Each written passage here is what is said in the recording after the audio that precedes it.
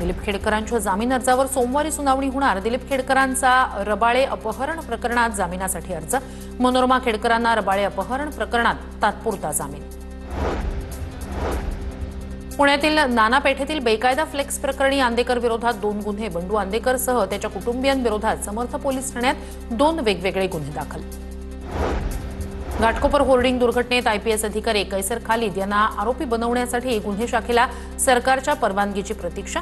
निवृत्त न्यायाधीश दिलीप भोसले यांच्या समितीकडून कैसर खालिद यांच्यावर ठपका। टीईटी सक्तीच्या निर्णयावरून शिक्षक संघटना आक्रमक। 1ली ते 8वी पर्यंतच्या शिक्षकांना टीईटी परीक्षा अनिवार्य।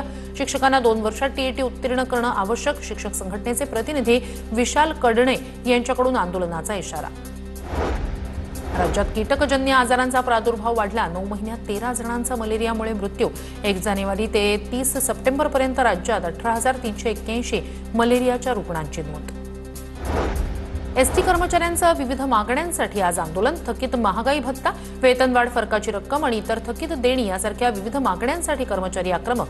मुंबई सेंट्रलमधील मध्यवर्ती कार्यालयावर मशाल मोर्चा काढला जाणार।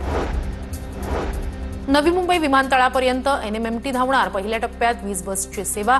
8 तारखेला नवी मुंबई विमानतळाचं उद्घाटन। विमानतळावर जाणाऱ्या प्रवाशांना मोठा दिलासा।